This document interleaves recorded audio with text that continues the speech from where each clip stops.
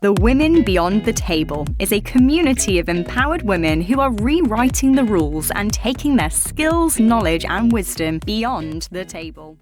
Okay, hello everybody, and welcome to the Women Beyond the Table podcast. I'm your host, I'm Tammy Cohen, and it's another glorious day in New York City where I'm based. We just finished Memorial Day weekend, which is great. And now here we are back at the podcast recording center. So today I'm very excited. On a very personal level, I'm very excited also to welcome my guest today, Anniston Blair Riekstins. And I'm gonna explain to you why I'm very excited about this personally a little bit later. But right now, let me get into the introduction of Anniston because she's awesome. Anniston is the co-founder and executive coach of InPower University. She is also an associate vice president of cruise operations for Effy Jewelry, which is a global, wonderful jewelry brand, gem and jewelry brand. Anniston has been featured in Yahoo and Bloomberg as the female executive and entrepreneur to watch in 2021. But I'm going to add not just 2021, 2022, and like all the years going forward. Just saying. Anniston is a business strategist, coach, and transformational spiritual teacher. She specializes in guiding individuals into their life's work by utilizing a blend of spiritual practices and modern-day business strategies. She offers seminars, workshops, keynotes, and training for businesses and organizations. And I just want to add, Anniston is very seasoned in business. So having that combination, which is rare to see, of spirituality meets business, is what makes her head and shoulders above the rest as far as I'm concerned. So with that being said, that introduction, I would like to say, hey, Anniston, and welcome to the podcast. Oh my gosh. Wow. I can hang out with you every morning, Tammy. That was quite an introduction. And I just want to say thank you for having me on. I am so honored to be on this podcast and to be a part of Women Beyond the Table, the original crew, when you brought everyone together, and to just have seen it grow and flourish, and you along with that. So thank you so much. Yeah, Anniston, you were definitely, the Women Beyond the Table is now into 17 months of existence. And Anniston, you were definitely the first. As a matter of fact, the reason I was able to start this is, and I'll get into this, why into founding this group, is because of you and your partner, Rudy Riekstins, who you both are, founders of InPower University, which is just very dear and near to my heart. I actually went through all your programs and did coaching with you guys. And I was on your weekly call. So of course, it really resonates big time for me, InPower University. But since we know each other from another life, we met years ago in the cruise business. Yeah. I was on one side of it and you were steeped in it. Let's trace how you went from where you are. And I know you're still very much involved because you're an associate VP with Effy, but how you managed to take that, corporate, that world, and that being very successful in it, and say, you know what? I want more. I want to go to the next step because I have a yearning to do something else, and not only doing it, but turning it into another successful business, which is astounding to me. So if you don't mind, if you want to give us a little bit of the history and how you did that kind of thing, that would be amazing. Sure. So I guess I'll take it back to kind of just real briefly, in my early 20s. I actually went to school for advertising public relations. I was really driven in school, had these really big goals of I want to work at a big agency. And I thought this would be it. I would get the job, and then I'd be satisfied and content and be super excited. And that would be my career. Well, as you do when you're in your early 20s, and then you think, this is going to be my forever. And then you get into it and you realize after a couple of years, you're like, okay, but why do I still feel kind of itchy? I want to get out there. I thought it was going to be enough, but it didn't feel like it was enough. I felt like there was something else I was meant to do. And it was really a really tough, it was my first, I would say, opportunity to take a huge leap in my life based on total blind faith. Because when you work really hard for something and you get into it and you think, well, I don't want to, it's like a waste of all the years I put into getting this job. Right. Cause this was the agency I was working for. It was a dream. It was my dream job of that time in my life. And I really battled with that. But I just kept having this feeling and this like desire to travel and this desire to get out of the building and the cubicle, right? And to have different experiences every day. And this idea kept coming up for me of like, you should just go work on a cruise ship, like go work on a cruise ship. I had all these student loans to pay off and I wasn't making a lot of money as a newbie, account exec at an ad agency. And so I just thought, you know what, I'll just start kind of going down that path and see what happens. Well, long story short, I wound up through pretty heavy odds getting a job on a ship and I had the opportunity to leave this my comfort zone, this life that I'd created for myself. And I asked you a question, was your family like, are you crazy to leave this job that you've been working for and go on a cruise ship? 100%. They were like, wait a minute, like you've just killed yourself. I mean, when I say like I drove an hour each day, an hour and a half, sorry, to an internship and back to my college. I rearranged my entire life like to get this job. Right. So I think maybe some people who are listening can relate to that thing that you worked so hard for and you just like really bent over backwards because you wanted it so bad. That desire was so real and so deep for you that when you get it, you just it's like society says, well, then you should be happy there. And that should be it for you for at least for a good amount of time, build some tenure, build your career there. Don't leave. I mean, everybody else would kill for that job, all the things that you hear and you tell yourself. Right. But it was my first understanding of this idea that has really permeated my life and become a running theme and something that I feel really inspired to teach, which is that your purpose is an ever evolving target. And in your purpose is we're in this constant mode of discovering what that purpose is. And it's when you follow that, like, yes, I was supposed to be in that job, but I wasn't supposed to be in that job forever. I was supposed to be in that job for a short amount of time to learn something, but then to release it and go on to the next experience. Well, the next experience for me just happened to be the cruise industry. And I feel like I was born for this industry because I love travel. I love change. I love fast paced, fast moving. It really fed me in that way. I love meeting new people every day. I love working with people from all over the world. So I did that. I actually just loved it. And I did it I was on and off ships for about 5 years. I just think it's fantastic that you listened to your gut. Like just went with your intuition, because a lot of people wouldn't do that. They would talk themselves out of it. Yes. And you were the opposite of like fearful. You were like, no, I'm taking the plunge. And you did that and it completely changed your life. Completely. And because I really had to think about like, what would be the absolute worst case scenario here? Worst case scenario, if I just hated it. Because let me just say, I had never been on a cruise ship before as a guest. I didn't know, would I like it? Would I be just perpetually seasick? I don't know. Like there were so many question marks, but it was this knowing deep within that I couldn't ignore anymore. And then the universe just kind of lined up everything. The perfect opportunity came and it was very easy. And so I trusted that. There was something within me that just said, just trust this, trust it. And what I thought was going to be maybe a year turned into another year, and then another year. And I wound up kind of growing a career within this industry. And then even when I got off of ships, I met my husband, Rudy, who also used to work on ships. We met at an industry conference, and then we got off ships. And was it love at first sight? You have to say. Oh gosh, it was more than that, Tammy. I mean, you've heard our story before, and it was more like it's a great story.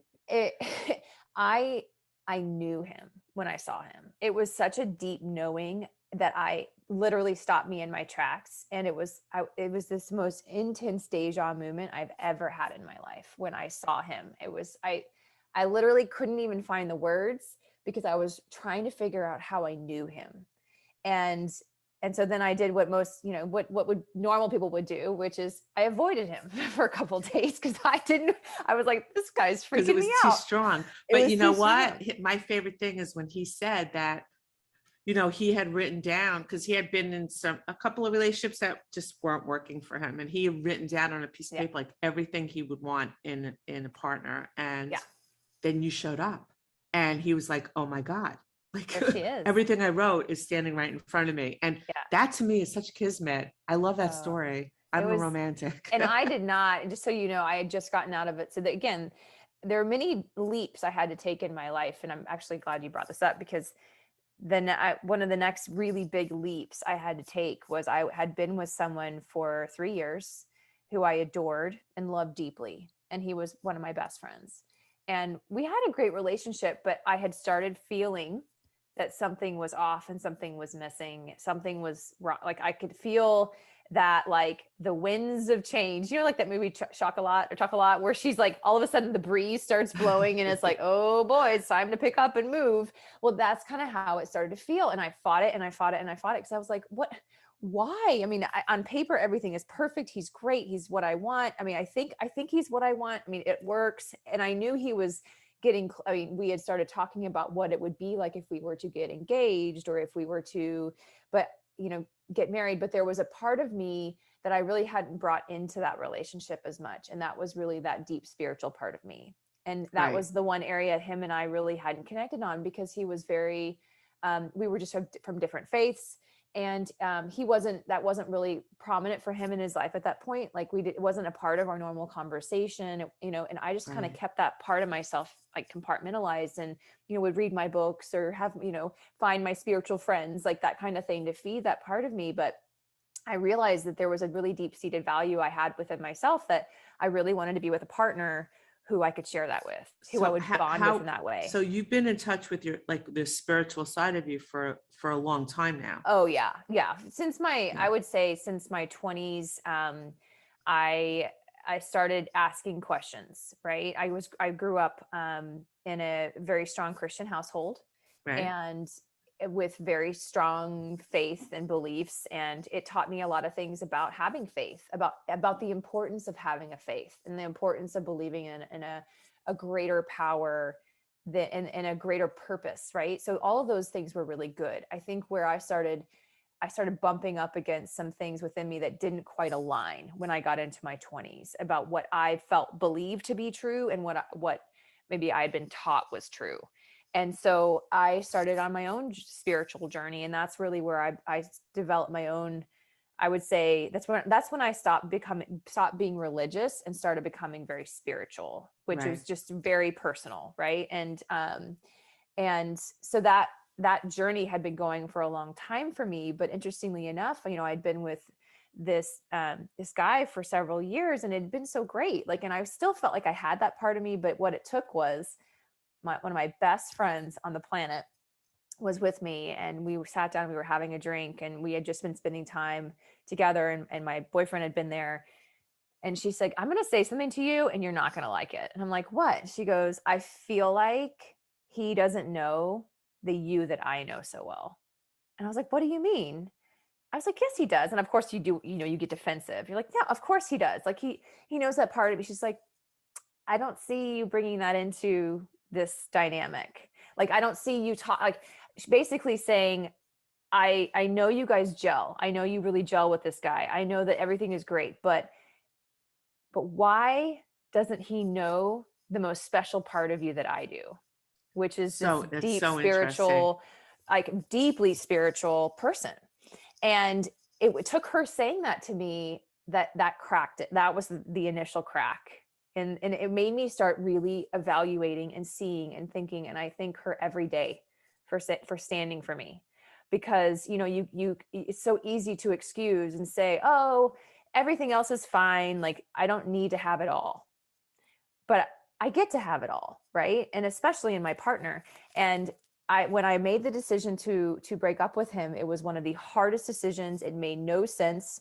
My whole family was like, what are you doing? You've been with this guy for 3 years. First the career, then the guy, like you're just, they literally thought I had a problem. Okay. They thought I had lost the plot. And my family are the most supportive family on the planet. Like, my parents are so supportive, my family, and they all just, they kind of grin. They're like, oh, it's just Anniston. But I have to agree, because I know members of the family. Members of my family, and So, but in that moment, my mom, I remember she sat on the bed and she said, I'm just afraid that you're going to regret this. And my fear as your mother is you're going to end up alone because you walk away. Maybe you're just afraid of commitment. Like maybe you need to talk to someone. Like she really was like, you need therapy. Like she literally was worried about me because I couldn't even articulate to her very clearly why I was needing to leave the relationship. All I knew is I felt it so deeply within myself, I couldn't ignore it anymore.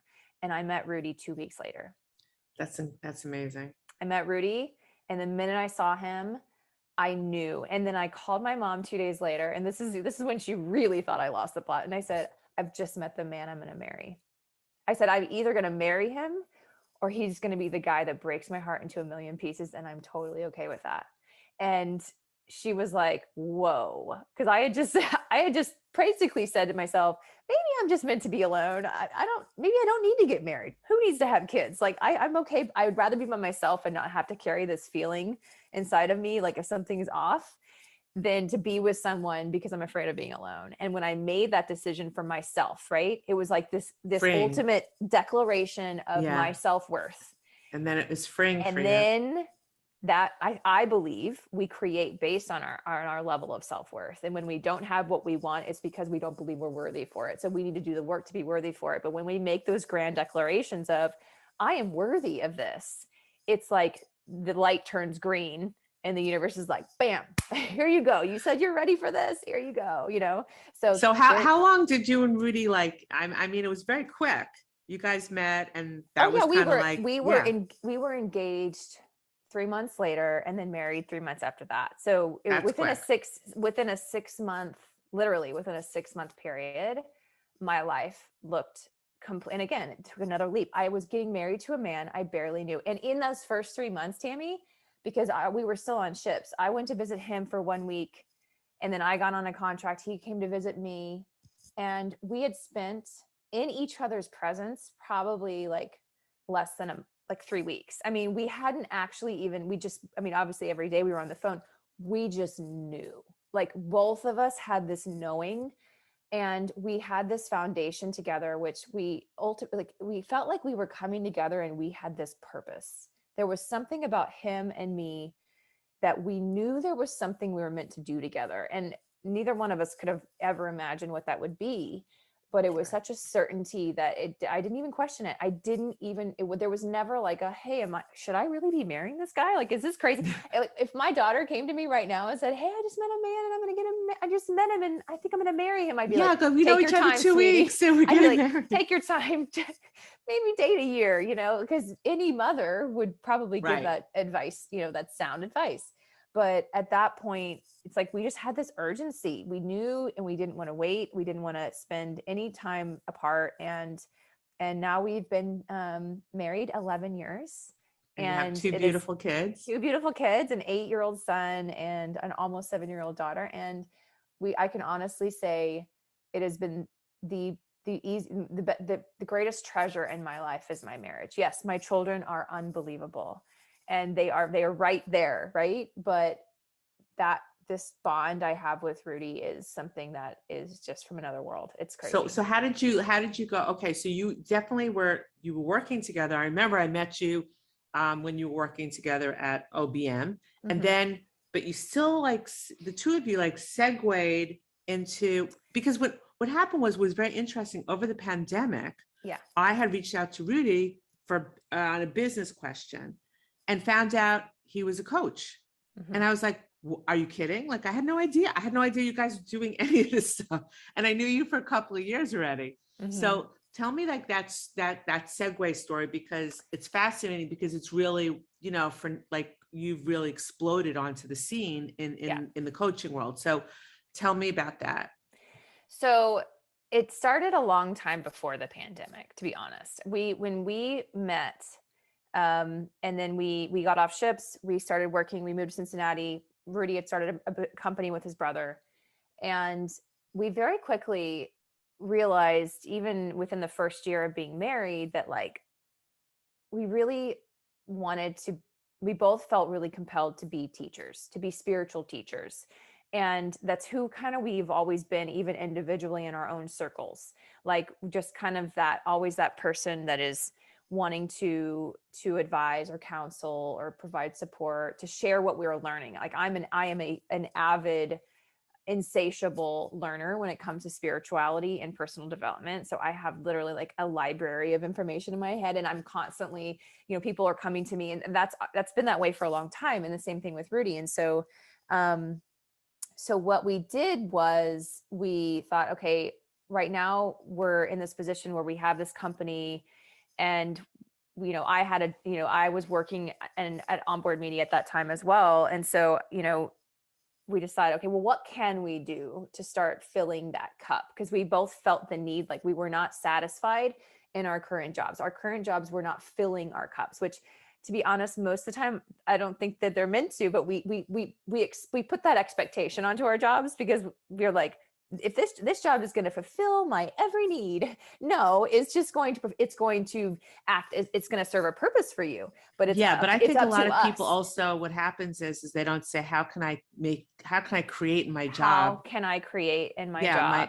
Right. And that in my job, if it doesn't exist. Or outside of my job. So that's what we did. We took account. That was really I would say the very beginning of us really starting to take accountability for our experience. And so what we did was we started, back then, Meetup was like a big thing. Meetups, like where you would go online and find a meetup. So we thought, let's just advertise a meetup and on the Cincinnati meetup page, and just advertise basically an opportunity to come and to learn and grow. And basically it was kind of our first experience doing like group coaching, but this was in person and with strangers, Tammy. Like we had, I know, I can't believe you let strangers into your house. Into our house. But again, there was just kind of this knowing. It was like the knowings that you get, which are really these breadcrumbs I think the universe puts in front of you, that usually they do not make any sense and they will totally stretch you out of your comfort zone. And this was such a stretch for us.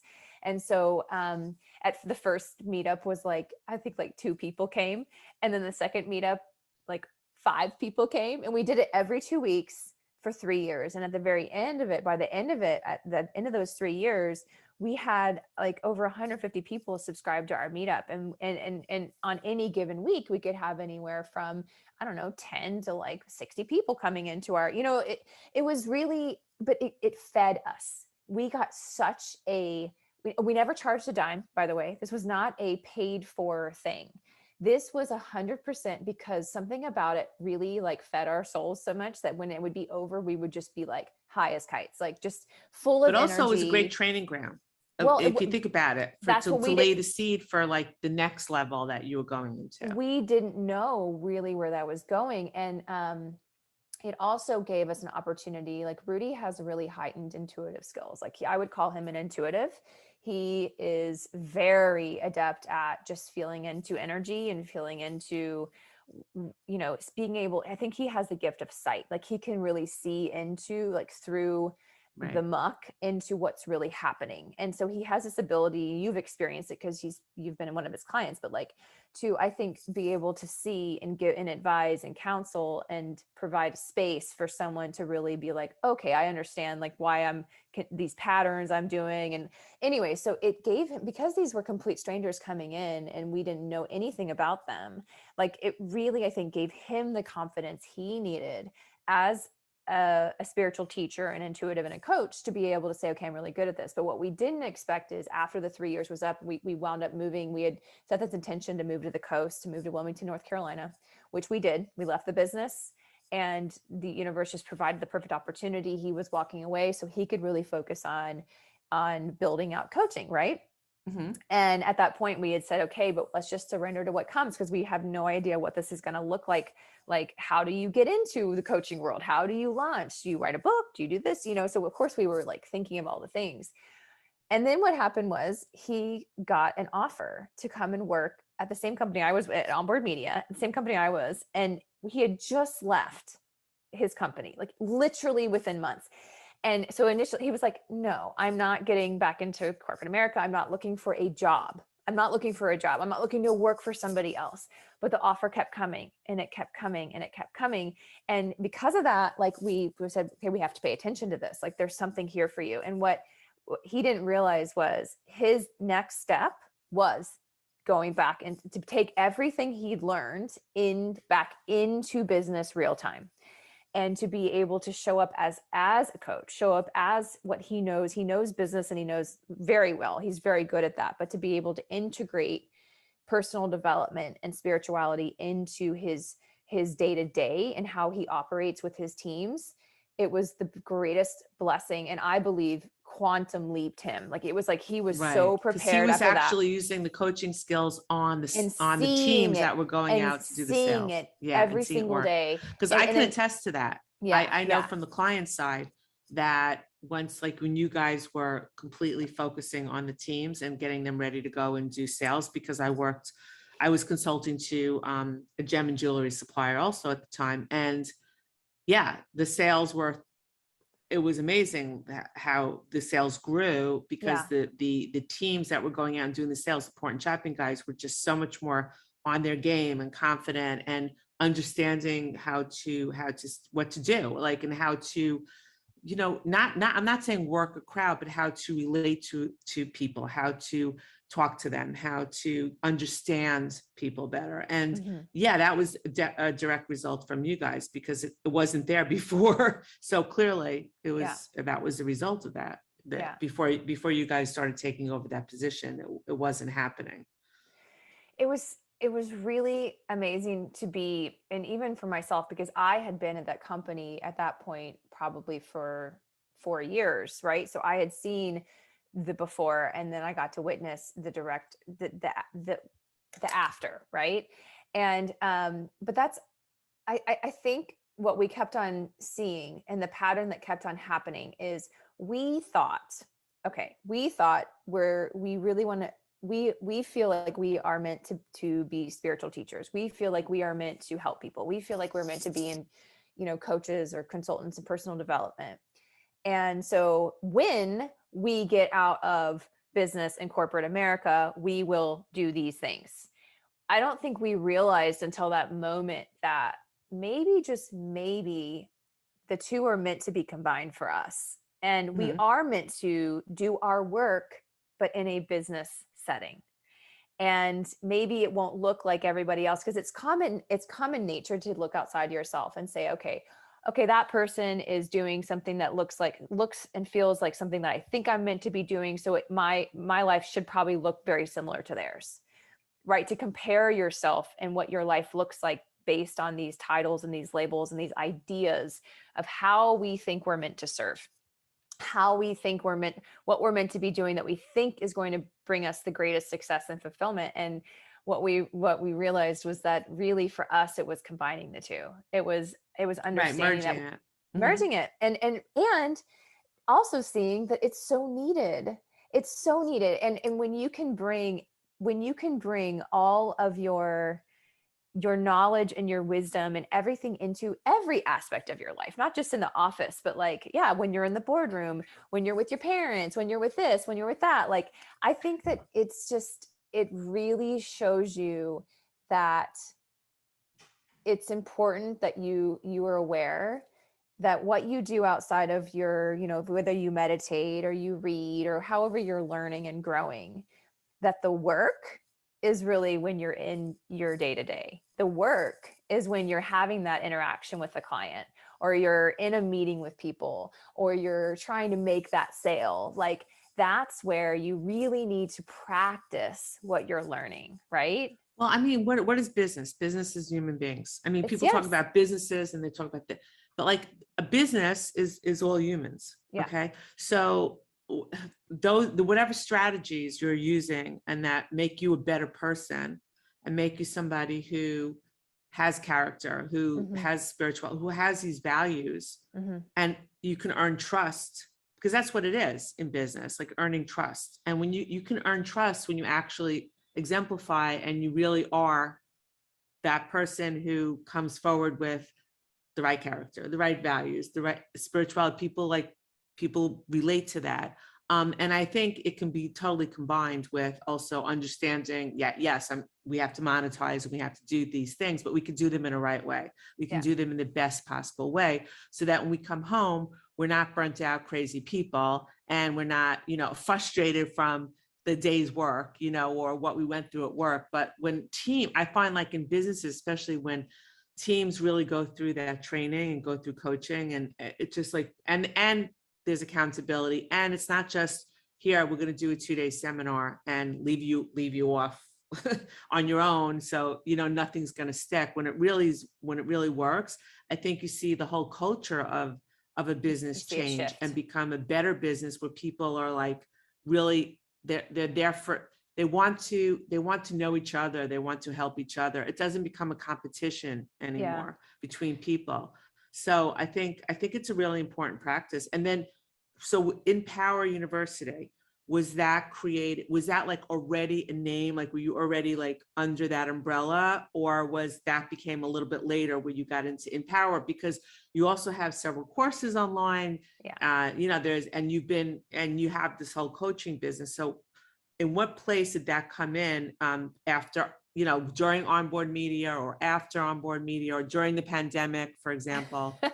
You know what, when we were both still working, like we had things that we were doing on the side, and Rudy was coaching, and we just hadn't really formalized anything because we were in that in-between period where it was like, okay, we are feeling the need to start expanding beyond what we're doing, right? With just working with this one company, but we're not really sure the way forward, right? So this is when you just kind of have to start like feeling your way forward and just trusting. And then the pandemic happened. So we had not started InPower University yet. We talked about how we would love to have an online platform, because what we've realized is whether you're coaching whether you're coaching an entire organization of 500 people, it doesn't really matter how many people are there, you're still coaching the individual. Mm-hmm. So like for a business, if you're a business owner and you want to increase your sales, or you want to have a more functional team, or better tenure, or attract better client,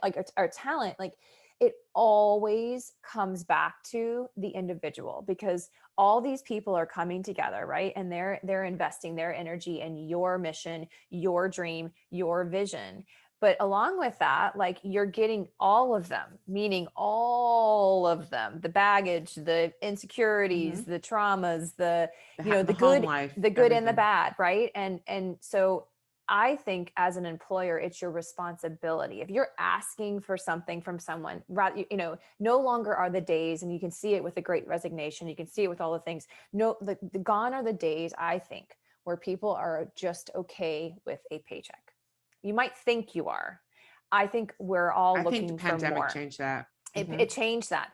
And now I think there needs to be a more equal level of exchange, that when you bring people into your world, into your organization to work together towards a unified goal, right? That you need, as an employer, you need to turn around and say, okay, well, how can I help develop them to be their highest and greatest version of themselves, which then in turn, I get to reap the benefits of.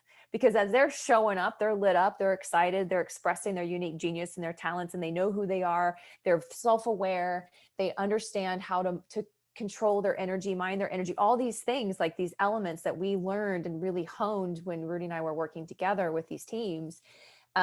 We thought we need to have a platform where we can have trainings like that. So our big vision right now, we have courses that Rudy and I have put together, Master of Matter, which is all about just helping you really master, because the idea is until you can master yourself, you're not gonna be able to master your external world. Like you have to start with yourself. That's right. The idea with Master of Matter. We have Mindset Reset, which is it's a quick, meant to be like kind of a 30-day, just help to give you some structure to start to shift how you're thinking and feeling and reframe that. So that's another course we have on there.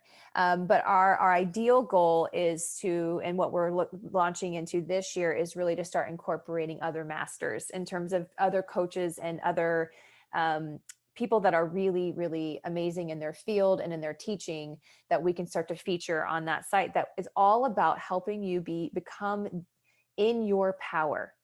You become, as Rudy says, you become the most powerful person in every room, because you know who you are. You know how you create. You know how to mind your energy and how to shift when you need to shift, how to release, how to let go, like all the things that you need to learn the true learning, in my opinion, of the higher learning, if you will, I think comes when you're ready to start focusing back on yourself and how you can show up differently in the world. And that's why we wanted to create this, because even when we go into a business, we have like people in that business are coming individuals to do these courses, and then they go back and they bring it into the business, overall business strategy. Does that make sense?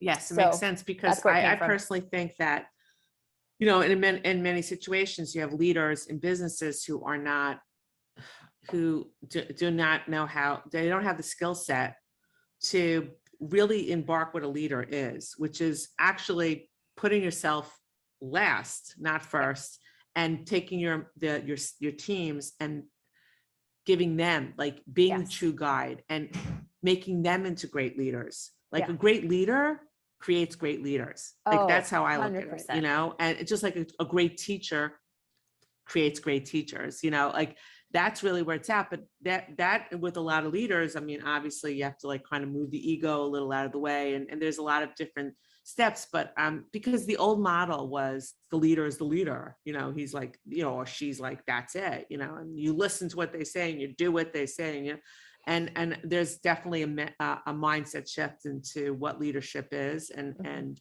what an energy. And there's a lot of people, I really feel it even more since the pandemic, where people are starting to say, hey, I'm seeing things differently, and it's not okay the way it was before. I call it BC. Before COVID, there was this, and now it's kind of like we're coming into a different, and I feel it's really about a mindset shift that's going on in a big way.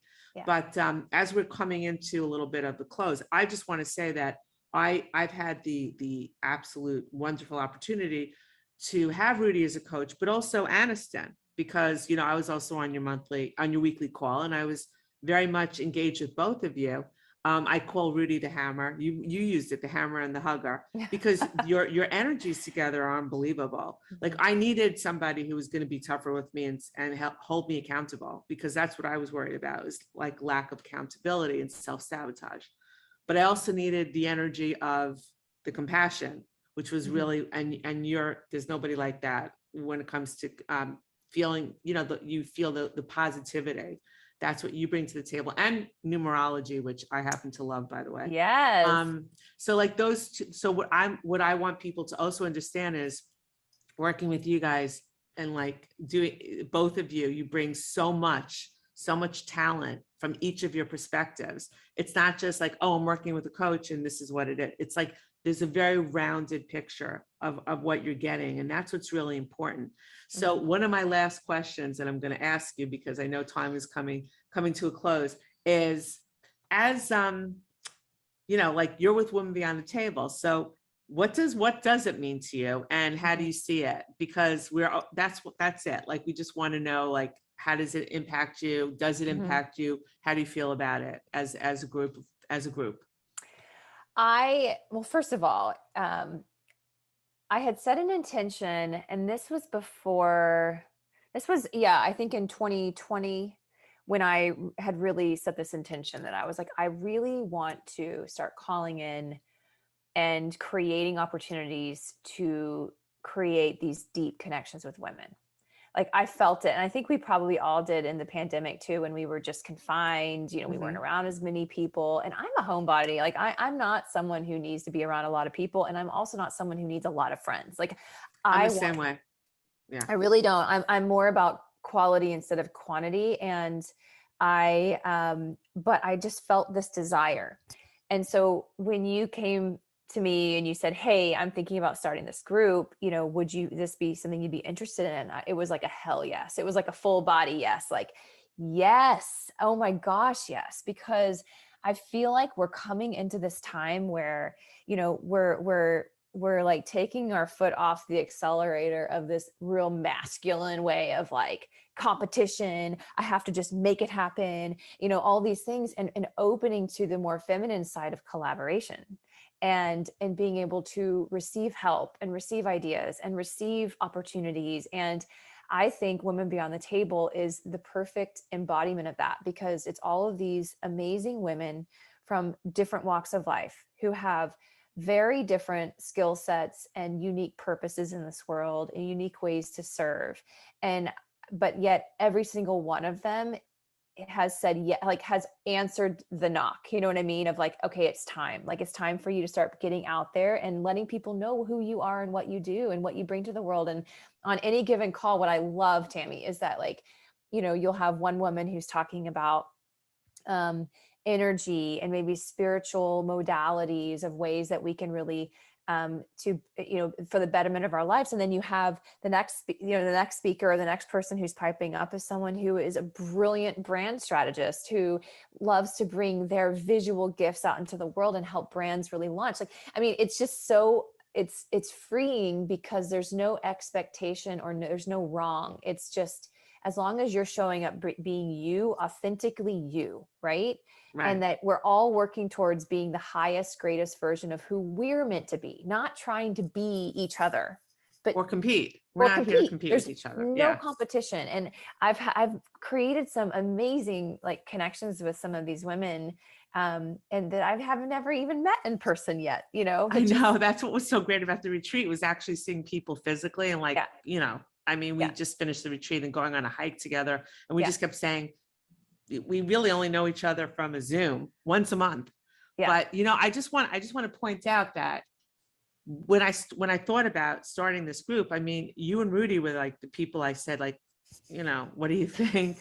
Are you guys okay with it? Like, is this okay? Like, what do you think? Do you remember? Like, is it all like, right? I know yes, you have it a retention call. I don't want to look. I don't want you to think I'm trying to like, oh my and it God. was so funny because I went to you guys first. Like, I was just like, what do you think? And you're like, do it. Hello. Like, what are you waiting for? Do it. And I was just like, okay. And look what that desire has done for you. And so I always think our desires are never just for ourselves. They are there because they're there to teach us some things. We think it's the achievement of something that's the point, but it's who you get to become in the process of putting it together. You, my love, are a totally different person than you were before you started Women Beyond the Table. Like, I think this has been such a great, like, to see you really step into your own. But on the flip side of that, it's that question of how can I serve life today? Right. Well, you answered it when the idea came. You said, okay, I'll do that. But then on the flip side of that, you have created the space for other people to come and achieve their goals and their desires, and to really feel welcomed and as their true authentic self. So like your desire has served so many other people that it's just beautiful. And I think you're the perfect example. Okay, Anniston. When this whole podcasting thing from Women Table is new. So who did I come to for podcast advice? And how do I do it? Because Anniston, you have an amazing podcast that I listen to, and I'm just like, I have to ask Anniston. And you were so gracious because you like explained, you gave me like all the information, said like what to do. And how long did it take me to even get there? It took me a while. And you were just like, Tammy, you're going to do it. You'll do it in the right time. Yeah. Don't, I was coming down on myself. Like, I haven't done it yet. I haven't done it. Like, I don't know what to, still don't understand what to do. And you were so cool. Like, that's another thing, this podcast. Wow. So I was like, you have to be a guest because you're amazing. And I love what you do anyway. And I'm here because, hello. I look forward to having you on the InPowered Life podcast. And I think it's just such honestly, I think, there's always a time and there's a time. And when you have to force I think there's some things that happen sometimes. We get an idea and an inspiration and we're meant to accept it and plan for it. But then if we start to feel like, okay, something is telling me just to kind of pause, like you have to honor that. I do believe there's a perfect time for everything. And if you had just received the idea, 2 months ago, you might not have been prepared mentally or physically or anything to be able to put this all together in the right time to launch right now, which I believe is the perfect time because that's what happened. Right. So I just want to honor you. Tells you when it's going to happen. Yeah. Yeah. We are so hard on ourselves sometimes. I think about like, I wasted time. There's never, I think we have to humble ourselves enough to know that like, there's always a greater plan for everything. I don't believe there's one wasted moment. I really don't, because we're always growing. And whether you do something or don't do something, you're still going to grow. It's just a matter of which direction are you going to take, right? So yeah, it's like, I love using this as my favorite analogy. And I tell my kids this. And So there's a road. We're all on a road, right? And the Yeah. road has potholes, and sometimes it has dings in it. And sometimes it's so smooth. It's paved really smoothly. And Yeah. that road can take twists and turns. And sometimes it's straight. And then you come to a bridge. The bridge could be in disrepair, or it could be a beautifully constructed bridge. But that's your life, that road. And you're meant to go through those dings and figure out how to go around those potholes.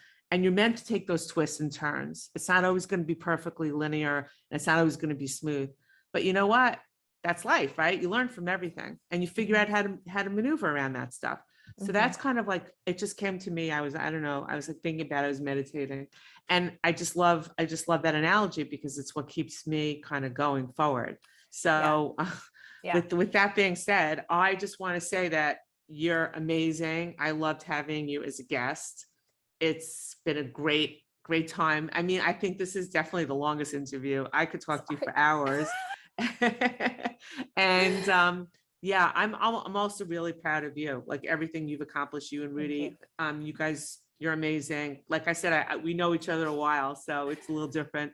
But listen, anything you guys do or you want to do, like count me in always. And thank you also for being so gracious with all of your knowledge and sharing with me, so that I was able to do other things too, and create Women Beyond the Table and do a podcast and do other things. So I really appreciate that. Thank you, Tammy. It was an honor to be here, and I am just so excited to see all the lives you're going to impact with this next creation and desire and this expansion for you. And I'm just happy to be along for the ride. So I appreciate it. Thank you.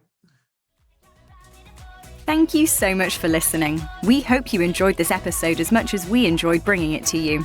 We would love your support, so please leave us a review wherever you listen to this podcast.